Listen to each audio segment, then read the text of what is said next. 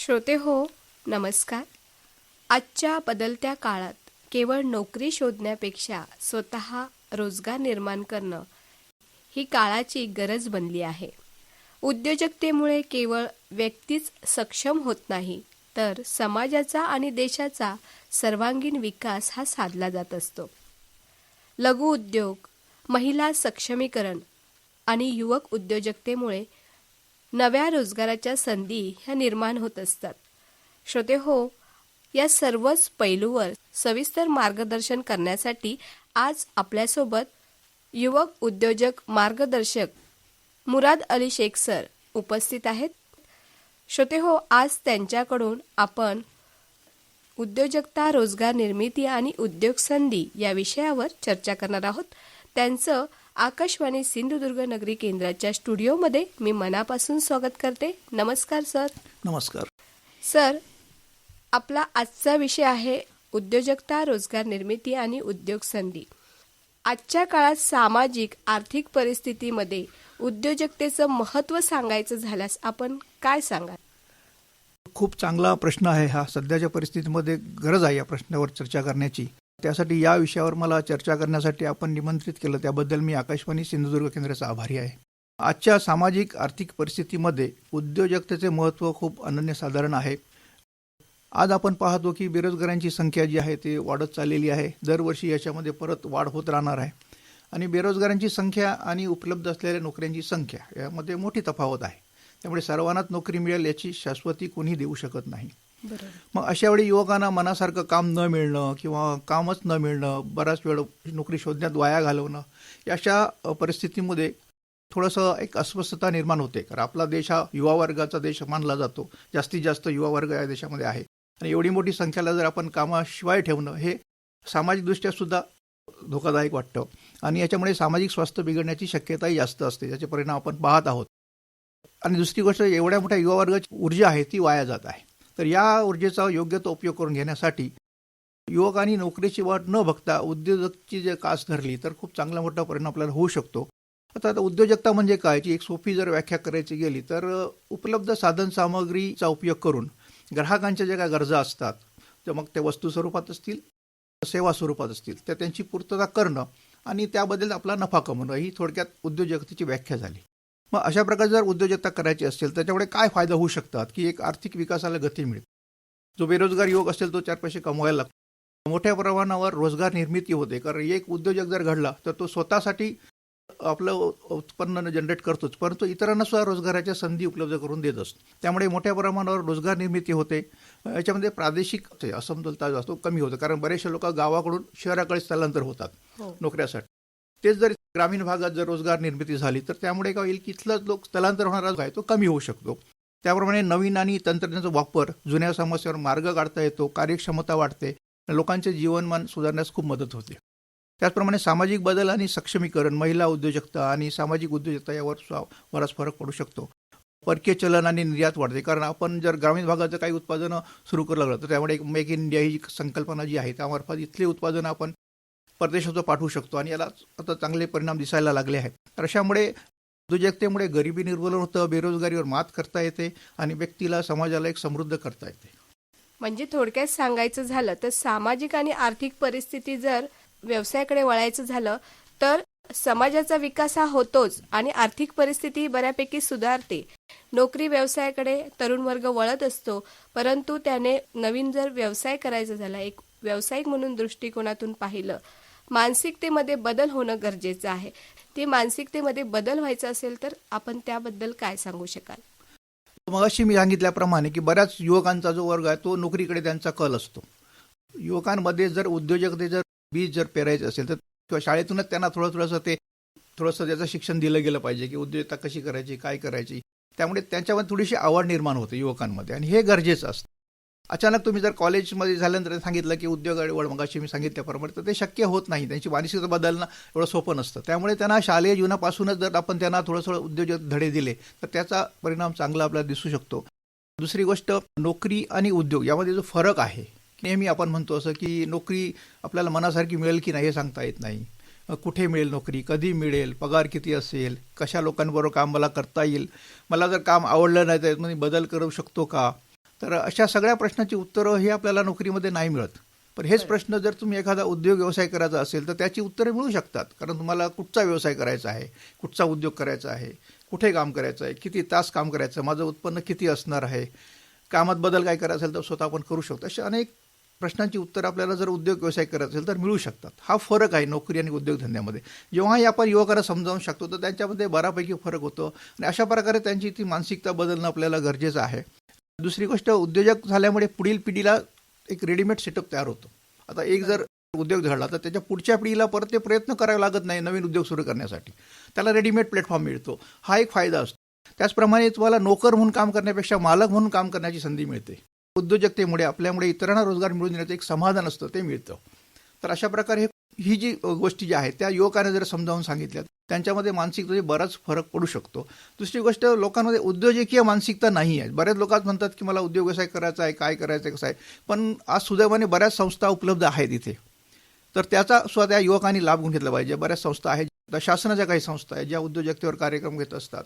तर अशाच संस्थेच्या संपर्कात गेलं पाहिजे, अशा प्रकारचं वाचन केलं पाहिजे. अशा प्रकारचे बरेच उपक्रम राबवून असेल तर युवकांमध्ये मानसिकता बदलण्याचं आपण चांगले परिणाम आपल्याला दिसू शकतात.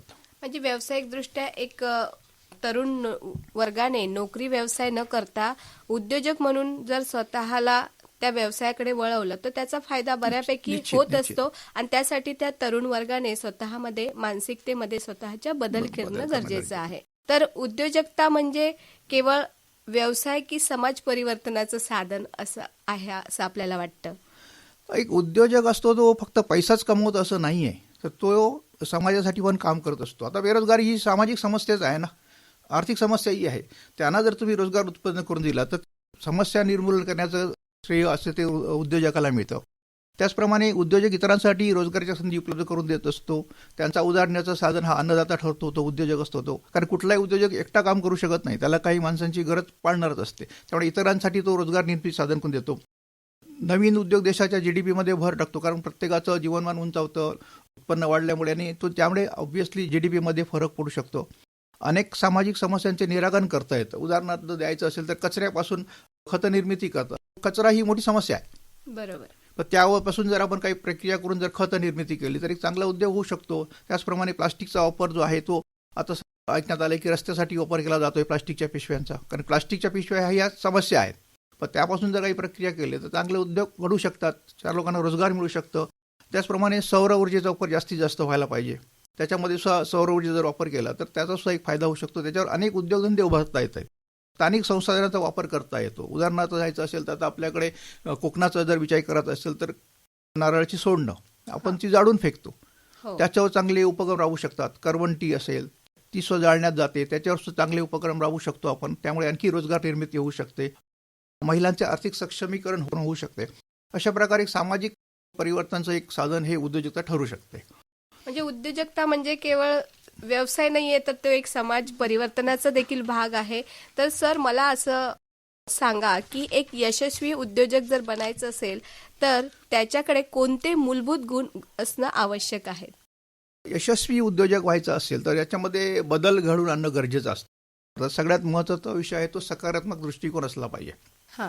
प्रत्येक गोष्टीकडे बघताना सकारात्मक दृष्टिकोन बघायला पाहिजे. आता बरेच जणांना आम्ही सांगतो की एखादा उद्योग सुरू करतो त्याच्या मनात अनेक प्रश्न येतात.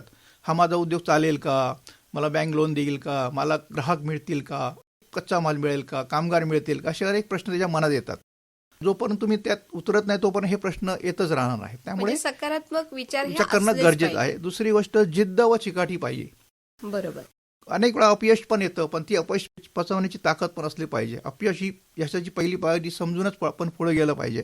तर वाजवी जोखीम पत्करायची उद्योजकाची तयारी असली पाहिजे.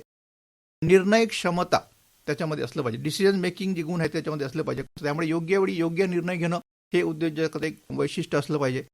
कल्पकता आणि नाविन्यता ही खूप महत्त्वाची आहे. आता कल्पकतेवर छोटंसं एक उदाहरण देऊ इच्छितो मी, की आपल्याला सगळ्यांनाच माहीत आहे की आपण डास पळवण्यासाठी धुरी करतो, प्रचलित पद्धत आहे. हो. पण त्यानंतर काही उद्योजकांनी डोकं चालवून आपली त्याने मग ते थोडीशी ती कासव मत्स्यचार अगरबत्ती आली, मग नंतर मॅट आली, आता छोटे काही वेगवेगळे प्रकार आले, लिक्विड स्वरूपात आता आलेलं आहे. पण हे सगळं करून सुद्धा डास काही गेलेले नाही आहेत. हो. बरोबर. परंतु उद्योजकाने काय केलं की नाविन्यपूर्णता असं उपक्रम राबवून त्यांनी बरोबर आपला धंदा व्यवसाय करायचा त्यांनी प्रयत्न केला. अशा प्रकारे नाविन्यतेचा ध्यास हा एक छोटंसं उदाहरण आहे. अशी अनेक उदाहरणं देता येतील आपल्याला की नाविन्यपूर्णता असली पाहिजे, त्यामुळे स्पर्धा टाळता येते. माझे प्रॉडक्ट इतरांपेक्षा वेगळे असले पाहिजे तर मला स्पर्धा टाळता येईल, लोकांचा कलही त्याच्याकडे वाढतो. त्याचप्रमाणे आत्मविश्वास असणं खूप गरजेचं आहे. स्वतःला जर आत्मविश्वास नसेल तर आपण कसं काय करू शकणार. त्यामुळे आत्मविश्वास असणं खूप गरजेचं आहे. नेतृत्व करण्याची तयारी असली पाहिजे. लिडरशिपचे गुण त्याच्यामध्ये असलं गरजेचं आहे, कारण तुम्ही एका टीमचं नेतृत्व करणार असता. त्यामुळे उद्योजकाकडे हे गुण असणं खूप महत्त्वाचं ठरतं. शिस्त व वेळेचे नियोजन सगळ्यात महत्त्वाचं. टाईम मॅनेजमेंट खूप महत्त्वाचं असतं. त्यामुळे या विषयावर सुद्धा लक्ष देणं गरजेचं असतं. सगळ्यात महत्त्वाचं आहे तो संवाद कौशल्य. तुम्हाला ग्राहकांशी चांगला संवाद साधता आला पाहिजे, तुमच्या कर्मचाऱ्यांशी चांगला संवाद साधता आला पाहिजे. हे सर्व गुण तुमच्यामध्ये आत्मसात करणं गरजेचं आहे, जेणेकरून तुम्ही यशस्वी होऊ शकता. दुसरी गोष्ट म्हणजे सर्वात महत्त्वाचं म्हणजे तांत्रिक कौशल्यापेक्षा मानसिक कणखरता आणि संधी ओळखण्याची दृष्टी तुमच्याकडे असली पाहिजे. भविष्यात कोणते उद्योग सुरू होतात किंवा माझ्या व्यवसायामध्ये काय बदल होऊ शकतात ही ओळखण्याची ताकद तुमच्यामध्ये असली पाहिजे. सर, आपण म्हणताय की व्यवसायाच्या संधी ओळखता आल्या पाहिजेत. तर मला सांगा की ग्रामीण आणि शहरी भागात रोजगार निर्मितीच्या ज्या संधी आहेत त्या नेमक्या कोणत्या संधी आहेत? ग्रामीण भागामध्ये शक्यतो असतं की शेती व शेतीपूरक व्यवसायाच्या संधी खूप मोठ्या प्रमाणात असतात. त्याच्यामध्ये कुक्कुटपालन असेल, शेळीपालन असेल, दुग्ध व्यवसाय असेल, मत्स्यपालन असेल, पशुपालन असेल किंवा गांडूळ खत अशा ज्या कृषीशिवाय आधारित असतात त्या व्यवसायाला मोठ्या मागणी असतात आणि संधीही असतात. त्याचप्रमाणे कृषी प्रक्रिया उद्योग ज्याच्यामध्ये शेतमालावर प्रक्रिया करण्याचे उद्योग होऊ शकतात. मूल्यवर्धित उत्पादने म्हणजे ज्या आपल्या स्थानिक लेवलवर ज्या काही फळं असतील किंवा शेतमाल असेल त्याच्यापासून मूल्यवर्धित वस्तू तयार करण्याचं खूप मोठ्या संधी असतात. कारण मूल्यवर्धित वस्तू केल्यामुळे त्याचं किंमत वाढते. उदाहरण जर द्यायचं असेल तर आंबा हा फक्त आपल्याकडे 3 ते 4-5 महिने असतो, पण त्यावर जर प्रक्रिया केली तर त्या आंब्यापासून आपल्याला वर्षभर त्याची चव चाखता येते. त्या उत्पादनापासून म्हणजे व्हॅल्यू ॲडिशन होतं आणि अशा प्रकारे मूल्यवर्धित उत्पादनं तयार करण्याची संधी ग्रामीण भागामध्ये खूप असते. तसंच हस्तकला आणि लघुउद्योग यावर आधारित सुद्धा उद्योग व्यवसाय करता येतात, ज्यामध्ये आपण जर कोकणाचा विचार केला तर बांबू काम असेल, विणकाम असेल, स्थानिक कलाकृतीच्या वस्तू असतील, मातीची भांडी असतील, लाकडापासून वस्तू असतील किंवा करवंटीपासून असेल, काथ्यापासून असेल, असे अनेक हस्तकलावर आधारित लघुउद्योग होऊ शकतात. ही संधी ग्रामीण भागामध्ये मोठी असते. त्याचप्रमाणे आता एक खूप मोठ्या प्रमाणात चालणारा व्यवसाय तो कृषी पर्यटन. कृषी पर्यटन हा व्यवसायाला खूप मोठी मागणी आहे आणि लोकांचाही त्याला प्रचंड प्रतिसाद मिळत आहे. हा खूप चांगला व्यवसाय इथे होऊ शकतो. जर शहरी भागाचा विचार केला तर त्यामध्ये माहिती तंत्रज्ञानावर आधारित उद्योग, कॉर्पोरेट क्षेत्र असेल, सॉफ्टवेअर इंजिनिअरिंग असेल, डेटा सायन्स आणि व्यवस्थापन क्षेत्रामध्ये खूप मोठ्या संधी आणि उद्योगाच्या संधी आहेत. त्याचप्रमाणे सेवा क्षेत्रामध्ये जेव्हा सर्व्हिस इंडस्ट्री ज्याला म्हणतो आपण, त्यामध्ये बँकिंग, विमा, शिक्षण, आरोग्य आणि हॉटेल व्यवसाय या संबंधित अनेक व्यवसाय करण्याची संधी, उद्योग करण्याची संधी शहरी भागामध्ये असते. त्याचप्रमाणे बांधकाम आणि पायाभूत सुविधाच्या संदर्भात सुद्धा खूप मोठ्या उद्योगाच्या संधी आहेत. त्याचप्रमाणे डिजिटल क्षेत्रामध्ये ई कॉमर्स आहे, डिलिव्हरी सेवा आहे, डिजिटल मार्केटिंग आहे, यामध्ये सुद्धा खूप मोठ्या संधी उपलब्ध झालेल्या आहेत शहरी भागामध्ये. अजून कोणत्या क्षेत्रात सर उद्योगाच्या संधी अधिक उपलब्ध आहेत? म्हणजे तरुण वर्गाला जर व्यवसायाकडे वळायचं झाल्यास याबाबत आपण काय सांगाल? आज युवा वर्गाला नाही तर शेतकरी आणि महिला सुद्धा या उद्योग व्यवसायामध्ये उतरू शकतात. त्यांनाही खूप मोठ्या प्रमाणात संधी आहे, कारण महिलांची सुद्धा खूप मोठी ऊर्जा आपल्याला या उद्योग व्यवसाय क्षेत्रामध्ये वापरता येऊ शकते. कृषी व कृषी तंत्रज्ञानाशी संबंधित जर म्हटलं तर शेतीला तंत्रज्ञानाची जोड देणं फायदेशीर ठरत आहे. पूर्वी नांगरणी करण्यासाठी बैलांचा वापर होत होता, आता पॉवर टिलर वगैरे आलेत आणि अशा अनेक शेतीसाठी अनेक अवजार आता उपलब्ध झालेत. पूर्वी लोकांना शेती म्हटलं तर थोडंसं लाख बुडायचं सुशिक्षित लोक जे असतील तर, पण आता त्या तसं राहिलं नाही. आता तुम्ही शेतीच्या कामामध्ये जास्तीत जास्त तंत्रज्ञान उपयोग करून चांगलं उत्पन्न घेऊ शकता. त्या अंतर्गत आपण असं विचार करतो की प्रिसिजन फार्मिंग म्हणून आहे, ज्याच्यामध्ये ड्रोन आणि सेन्सरचा वापर करून खतं पाण्याचं व्यवस्थापन करू शकतो. आता आपण बघतो मी घरी असून सुद्धा मोटर माझं पाण्याचं चालू करू शकतो. खतं फवारण्यासाठी किंवा कीटकनाशके फवारण्यासाठी ड्रोनचा वापर मोठ्या प्रमाणात केला जातो आहे. त्याचप्रमाणे सेंद्रिय शेती, फळं, भाजीपाला, तृणधान्य याला मोठी बाजारपेठ उपलब्ध आहे. औषधी वनस्पतीची लागवड याच्या अंतर्गत करू शकता. अश्वगंधा असेल, तुळशी, कोरफड वगैरे मोठ्या प्रमाणात या औषधी कंपन्यांना अशा प्रकारच्या वनस्पतींची गरज असते, ती करू शकतो. फुलांच्या लागवडकडे अजून थोडंसं दुर्लक्ष झालेलं आहे. त्याच्यामध्ये सुद्धा सोनचाफा, गुलाब, जरबेरा, कागडा, मोगरा याची सुद्धा लागवड होऊ शकते, ज्याला मार्केटमध्ये खूप मोठी मागणी आहे. फळं बागायती अंतर्गत आंबा असेल, काजू, फणस, जांभूळ, कोकम, आवळा, कोकणावर आधारित अनेक फळं आहेत ज्याचे आपण बागायतीच्या माध्यमातून सुद्धा आपण शेती व्यवसायामध्ये अनेक उद्योगाच्या संधी आहेत, त्याच्याकडे सुद्धा प्रकर्षानं बघणं खूप गरजेचं आहे. कारण आज कोकणातली परिस्थिती अशी आहे की भात शेतीची पारंपरिक पीक आपलं जे होतं ते आता जवळजवळ बंद होण्याच्या मार्गावर आहे. अशा वेळी जे पडीक जमिनीचे जे प्रमाण वाढलेलं आहे, त्या पडीक जमिनीमध्ये अशा प्रकारच्या फळबागावती असतील, फुलांची लागवड असेल, औषधी वनस्पतींची लागवड आणि सेंद्रिय शेती याच्या माध्यमातून आपण चांगला एक उद्योगाची संधी आपल्याला मिळू शकते. याकडे युवकांनी सुद्धा प्रकर्षानं बघणं खूप गरजेचं झालेलं आहे. त्याचप्रमाणे प्रक्रिया उद्योगामध्ये भरड धान्याला मला वाटतं 2 वर्षापूर्वी आपल्याकडे ते भरड धान्य वर्षच साजरं केलं गेलं होतं. तर त्यामध्ये बाजरी, ज्वारी, नाचणीपासून तयार झालेली उत्पादनं, बिस्किट असतील, नूडल्स असतील, असे खूप प्रकारचे उत्पादनं आपल्याला त्या प्रक्रिया उद्योगाअंतर्गत तयार करू शकतो. डेअरी प्रॉडक्टमध्ये दुधापासून चीज, पनीर, सुगंधी लस्सी वगैरे अशा अनेक उत्पादनं दुधापासून तयार करू शकतो. याच्यामध्ये आणखी एक खूप महत्त्वाचं आहे की निर्जलीकरण उत्पादनं, ज्याला आपण डिहायड्रेशन म्हणतो. या प्रक्रियेमध्ये आपण फळभाज्या, पालेभाज्या, इव्हन मासे अशा पद्धतीचे वस्तूसुद्धा आपण डिहायड्रेट करून त्यांना मूल्यवर्धित करू शकतो. म्हणजे हे जर आपण करून ठेवलं तर त्याचा मूल्य वाढतं आणि आपल्याला 12 महिने त्याचा आस्वाद घेता येतो त्या फळांचा किंवा भाजीपाल्याचा या निर्जलीकरण प्रक्रियेमध्ये. सेवा क्षेत्रामध्ये म्हटलं तर डिजिटल मार्केटिंग आहे व ई कॉमर्स आहे, ज्याला खूप मोठी मागणी आहे. आज प्रत्येक वस्तू आपल्याला घरी बसून मिळते आहे. मार्केटिंग सेवा आहे. आरोग्य सेवेच्या अंतर्गत सुद्धा घरपोच तपासणी केली जाते. औषधं, समुपदेशन, काउन्सिलिंग सुद्धा आजकाल आपल्याला घर बसल्या करता येतं. त्याचप्रमाणे शिक्षण क्षेत्रामध्ये कोचिंग क्लासेस असतील, ऑनलाईन प्रशिक्षणं आयोजित केले जात आहेत. त्याचप्रमाणे पुरवठा साखळीच्या अंतर्गत ई कॉमर्सच्या वाढीमुळे डिलिव्हरी सेवा आणि गोदामांच्या कामात खूप मोठी वाढ झालेली आहे. अशा प्रकारे हे सेवा क्षेत्रामध्ये असे अनेक उद्योगाच्या संधी आहेत. त्याचप्रमाणे हस्तकला आणि शाश्वत उत्पादन यामध्ये पर्यावरणपूरक उत्पादनांना खूप मोठी मागणी आहे उत्पादन करण्याची. इको फ्रेंडली पॅकेजिंगमध्ये प्लास्टिकला पर्याय म्हणून बांबू, कागद, कापडी पिशव्या, करवंटी उत्पादनांना सुद्धा खूप मोठी मागणी आहे. कस्टम ज्वेलरीमध्ये गिफ्ट्स, हँडमेड दागिने, कस्टमाइज भेटवस्तूची उत्पादनं करता येतात. टाकाऊपासून टिकाऊ, कपड्यापासून गोधडी शिवणे किंवा पिशव्या अशा प्रकारचं सुद्धा छोटे मोठे व्यवसाय आपण यामध्ये करू शकतो. संधी भरपूर आहेत, फक्त त्या दृष्टीने सकारात्मक दृष्टिकोनातून पाहणं खूप गरजेचं आहे. म्हणजे स्थानिक जी संसाधनं आहेत तर त्या संसाधनाचा वापर करून किंवा त्या आधारावर रोजगार निर्मिती ही आर्थिकदृष्ट्या चांगली करू शकतो. तर सर, आता जर नव उद्योजकांनी व्यवसाय सुरू करायचा झाल्यास त्यांनी कोणत्या चुका टाळाव्यात असं आपल्याला वाटतं? खूप महत्त्वाचा प्रश्न आहे. काय होतं, आपल्याकडे एक पद्धत आहे, एकाने एक व्यवसाय सुरू केला का दुसरा तेच बघून त्याचं कॉपी करतो. तर तसं न करता आपला जो उद्योग किंवा व्यवसाय आपण सुरू करणं असतो तो त्यामध्ये आपल्या आवडीचा निवडावा.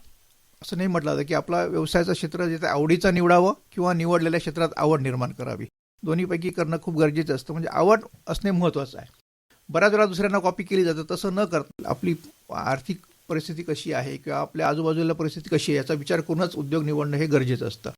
तर यामध्ये आणखी आपण असं विचार करू शकतो की उत्साह जेवढा महत्त्वाचा असतो तेवढा सावध राहणंही गरजेचं असतं. उत्साहाच्या वरात आपण काही सुरू करतो, परंतु पुढे ते शक्य होत नाही. कधी कधी असा फटका बसण्याची शक्यता असते. त्याच्यामुळे नियोजनाच्या अभावामुळे अनेक उद्योग व्यवसाय बंद पडतात.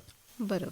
सगळ्यात इथं महत्त्वाचं आहे की जो उद्योग व्यवसाय आपण जो करणार त्याचा पूर्ण अभ्यास करणं खूप गरजेचं आहे आणि परिपूर्ण प्रशिक्षण घेणं गरजेचं आहे. त्याच्यामध्ये आपल्याला काय होतं की बऱ्याचशा गोष्टी असतात त्या कळतात. त्यामध्ये मार्केट सर्वे खूप महत्त्वाचं असतं की मी जे उत्पादनं देणार आहे किंवा सेवा देणार आहे त्याच्यासारखी अशी उत्पादनं आपल्या बाजारामध्ये आहेत का, मग ग्राहकांची आवड काय आहे, त्यांची खरेदीची क्षमता किती आहे, आपले स्पर्धक कोण आहेत, अशा प्रकारच्या सगळ्या गोष्टींचा अभ्यास करणं हा मार्केट सर्वेच्या अंतर्गत येतो. याचा विचार करणं खूप गरजेचं असतं. आर्थिक नियोजनही तेवढंच महत्त्वाचं असतं. किमान वर्षभर खेळतं भांडवल ठेवण्याची गरज असते. एखादा व्यवसाय आपण जेव्हा सुरू करतो तेव्हा ताबडतोब तो सुरू होईल याची शाश्वती नसते. काही काळ जावा लागतो. पहिले सुरुवातीला काही 6 महिने, वर्षभर आपला धंदा हा मंद असतो, स्लॅक पोझिशनमध्ये असतो. इथे बरेच लोक चुका करतात. एखादा व्यवसाय सुरू करतात, 6 महिने झाले प्रतिसाद नाही मिळाला की मग 6 महिन्यांनी 1 वर्षांनी तो व्यवसाय बंद करतात आणि मग परत दुसरा व्यवसाय सुरू करायचा प्रयत्न करतात, जो परत शून्यातून सुरू करावा लागतो. याच्यामुळे बरीच आपली शक्ती वाया जाते, आर्थिकदृष्ट्या फटका बसतो. तर त्याऐवजी सुरुवातीला थोडंसं काय होतं की थोडं थांबण्याची आपली क्षमता असली पाहिजे. म्हणजे जोखीम पत्करली पाहिजे. जोखीम आहेत, परंतु धीर सुद्धा धरला पाहिजे. त्याचं जे नियोजन जे आहे ते तुम्हाला करणं गरजेचं असतं की मला वर्षभर किंवा 6 महिने मला माझ्या कामगारांना किंवा इतर गोष्टी मला करणं सांभाळणं खूप गरजेचं आहे. त्याचप्रमाणे योग्य त्या कामासाठी योग्य ती माणसांना नेमणं गरजेचं असतं. कौशल्य असलेली माणसं नेमणं गरजेचं आहे. उत्पादन सेवेचा योग्य किंमत न ठरवणे याच्यामध्ये सुद्धा बरेचसे लोक चुका करतात. अवास्तव किंमत ठेवणे किंवा कमी ठेवण्यामध्ये आपल्याला नुकसान होऊ शकतं. कारण आजकाल प्रचंड स्पर्धा आहे. त्यामुळे अशा वेळी किंमत योग्य ती ठेवणे, वाजवी किंमत ठेवणे उत्पादनांना किंवा सेवेसाठी हे गरजेचं आहे. कायदेशीर बाबीचा अभ्यास करणंही तेवढंच महत्त्वाचं आहे. आपल्या व्यवसायाला कुठल्या प्रकारची नोंदणी करावी लागणार आहे किंवा GSTचे काय त्याच्यात नॉर्म्स आहेत, ट्रेडमार्क वगैरे घ्यावा लागेल का, काही परवानग्या घ्याव्या लागतात. तर ह्या गोष्टीची सगळी माहिती घेणं आणि नंतरच व्यवसाय सुरू करणं गरजेचं असतं. मार्केटिंगसाठी खर्च पण बरेच लोक करत नाहीत. कशाला करायचं हा एक प्रश्न मनात येतो. तर योग्य त्यावेळी योग्य त्या विषयाला खर्च करणं खूप गरजेचं असतं, जेणेकरून तुमची उत्पादनं इतर लोकांपर्यंत पोहोचू शकतात. तर बऱ्याचशा चुका आहेत ज्या उद्योजक करतात आणि त्यामुळे होतं की काय की व्यवसाय मग बंद पडतो. सगळ्यात महत्त्वाचा मुद्दा मी परत सांगेन की प्रॉपर प्रशिक्षण घेणं, योग्य ते प्रशिक्षण घेणं आणि व्यवसाय सुरू करणं सगळं महत्त्वाचं आहे. प्रशिक्षणाअभावी व्यवसाय सुरू केला तर त्याचं बंद पडण्याचे प्रमाण काही पटीने वाढतं. सर, स्थानिक रोजगार निर्मिती वाढवायची झाल्यास लघु आणि सूक्ष्म उद्योग आपली भूमिका काय बजावत आहेत? लघु व सूक्ष्म उद्योग स्थानिक रोजगारात खूप मोठी भूमिका बजावत असतात. यामध्ये लघु व सूक्ष्म उद्योग हे भारतीय अर्थव्यवस्थेचा आणि स्थानिक रोजगाराचा कणा मानायला हरकत नाही. जवळजवळ GDP मध्ये जवळ 30% वाटा हा लघु आणि सूक्ष्म उद्योगाचा आहे. त्याचप्रमाणे एकूण निर्यातीपैकी 45% वाटा हा लघु आणि सूक्ष्म उद्योगाचा आहे. शेतीनंतर जर सर्वात मोठा रोजगार देणारं जर कोणतं क्षेत्र असेल तर ते आहे सूक्ष्म व लघु उद्योग. अर्थव्यवस्थेला स्वावलंबी बनवणारे प्रभावी माध्यम म्हणून याकडे पाहिलं जातं. काय होतं की कमी गुंतवणुकीमध्ये अधिक रोजगार द्यायचा जर असेल तर सूक्ष्म आणि लघु उद्योग यामध्ये खूप मोठी संधी असते. याला श्रमप्रधान आणि यंत्रापेक्षा मानवी कौशल्याला जास्त महत्त्व दिलं जातं. याच्यामुळे काय होतं की कमी भांडवलामध्ये आपल्याला स्थानिक लोकांना काम दिलं जातं आणि त्यांना एक स्थानिक कामगारांना सुद्धा एक व्यासपीठ काम करायची संधी मिळते, त्यांना एक व्यासपीठ मिळतं. दुसरं, ग्रामीण आणि निमशहरी भागाचा विकास याच्यामध्ये होतो. गावात तालुक्यात काम मिळत असल्यामुळे शहरावरचा ताण कमी होतो. आज आपण पाहतो की गावातले बरेचसे लोक शहराकडे वळतात कामानिमित्त. ते जर स्थानिक लेवलवर जर काम झालं, त्यांना मिळालं, ते शहरात वळणार नाही. त्यामुळे शहरावरचा ताण सुद्धा कमी होतो. स्थानिक संसाधनाचा वापर करण्यास खूप मोठी फायदा होतो. म्हणजे एखादं जर वस्तू स्थानिक लेवलमुळे, मगाशी मी म्हटलं की नारळाची सोडणं जी स्थानिक लेवलवर मिळतात त्याच्यावर एखादा प्रक्रिया करायला उद्योग इथे झाला तर त्यावेळी काय आलं की तिथल्या संसाधनाला उपयोग करता आला. कच्च्या मालाचा उपयोग करून तिथले उद्योग व्यवसाय सुरू करता येतात. मोठे उद्योग जेव्हा असतात त्यांना लागणारे सुटे भाग बनवण्याचे छोटे छोटे कारखाने सुद्धा आपण स्थानिक भागामध्ये तयार करता येतात. आणि स्थानिक लोकांचं उत्पन्न वाढल्याने बाजारपेठा व सेवा क्षेत्राला मोठी चालना मिळते. हे सर्व फायदे लघु व सूक्ष्म उद्योगामुळे आपल्याला दिसून येतात. सर, आजच्या या डिजिटल युगात तंत्रज्ञानाचा योग्य वापर करून आपण मार्केटिंग आणि विक्री कौशल्यावर योग्य पद्धतीने रोजगार निर्मिती करू शकतो आणि त्याचा फायदा उद्योजकाला किंवा रोजगार निर्मितीला आणि उद्योगाच्या संधींनाही बऱ्यापैकी होत असतो. सर, नव उद्योजकांसाठी संस्था, प्रशिक्षण केंद्र आणि मार्गदर्शक आपल्या भूमिका काय बजावत असतात किंवा त्यांच्या भूमिका काय असतात? बऱ्याच तरुणांपुढे हा प्रश्न असतो की मला जर उद्योग व्यवसाय सुरू करायचा असेल तर सुरुवात कुठून करायची असते. याविषयीचं सविस्तर मार्गदर्शन जे आहे ते आपल्याला प्रशिक्षण संस्थांमध्ये दिलं जातं. कारण व्यवसायाचे किंवा उद्योग व्यवसाय सुरू करायचे जे टप्पे असतात, तर प्रथम कार्य कुठचं केलं पाहिजे, नंतर काय केलं पाहिजे, ते टप्पे असतात. इत्तमभूत माहिती तुम्हाला प्रशिक्षण केंद्रामध्ये मिळत असते. आणि संस्थांची भूमिका ही अशी असते की शासकीय आणि निमशासकीय संस्था ज्या आहेत त्या उद्योजकांना कायदेशीर मार्गदर्शन करतात आणि त्यांचा एक आर्थिक पाया असा मजबूत तयार करून दिला जातो. उद्योगासाठी कोणकोणते नोंदणी किंवा परवाने असतात याची माहिती, इत्तमभूत माहिती तुम्हाला या प्रशिक्षणाच्या माध्यमातून संस्थांमार्फत दिली जाते. त्याचप्रमाणे आर्थिक सहाय्य जिल्हा उद्योग केंद्र हे प्रत्येक जिल्ह्यामध्ये असतं. त्याच्यामार्फत शासकीय योजना, अनुदानाच्या योजना आहेत त्या राबवल्या जात असतात. तर त्यांच्याकडे जर संपर्क साधला तर ते पूर्ण माहिती देत असतात. प्रशिक्षण केंद्राची भूमिका जी असते ती केवळ इच्छा असून चालत नाही, तर व्यवसायाचे तंत्र अवगत करणं गरजेचं असतं. प्रशिक्षण केंद्र उदाहरणार्थ MCD सारखी आहे, ADI आहे, MSME या सर्व बाबींवर व्यक्तिशः लक्ष देऊन प्रशिक्षण देत असतात. कौशल्य विकास प्रशिक्षण जर घ्यायचं असेल तर अन्न प्रक्रिया असेल, गारमेंट मेकिंग असेल, डिजिटल मार्केटिंग असेल, या विषयावर सुद्धा कौशल्य विकासच्या मार्फत विविध प्रकारच्या प्रशिक्षण कार्यक्रमाचं आयोजन केलं जात असतं. व्यवसायाचं व्यवस्थापन कसं ठेवायचं, प्रत्यक्ष व्यवसाय करत असताना ह्या गोष्टी खूप महत्त्वाच्या असतात. कच्चा माल कुठून घ्यायचा, मशिनरी कुठून घ्यायची आहे, विक्री कशी करायची, या सगळ्या गोष्टीचं मार्गदर्शन आपल्याला ह्या संस्थांच्या मार्फत केलं जात असतं. संस्थांची भूमिका ही मार्गदर्शकाची भूमिका असते. मार्गदर्शक किंवा एक मेंटॉर, एक अनुभवी व्यक्ती असतो ज्याने आपण प्रवास अनुभवला असतो. त्याच्यामार्फत त्या प्रशिक्षणामध्ये त्यांचा अंतर्भाव केला जातो. म्हणजे ते स्वतःचा अनुभव स्वकथन करतात की मी व्यवसाय करत असताना कशा प्रकारे केला. नेहमी असं म्हटलं की फक्त यशस्वी लोकांच्या यशोगाथा न वाचता जे अयशस्वी झाले त्यांचाही अनुभव घ्यावा, कारण ते कशासाठी अयशस्वी झाले हेही आपल्याला कळतं. त्यामुळे अशा लोकांचा अनुभव घेणंही गरजेचं असतं. काही इन्क्युबेशन सेंटर्स आता शासनामार्फत सुरू झालेले आहेत, ज्याच्यामध्ये जर उद्योजकांचे काही नाविन्यपूर्ण कल्पना असतील तर त्यांना ती संपर्क साधल्यास तिथे त्यांना मार्गदर्शन केलं जातं आणि त्याच्यामार्फत सुद्धा ते आपल्या नवीन संकल्पना राबवून उद्योग व्यवसाय सुरू करू शकतात.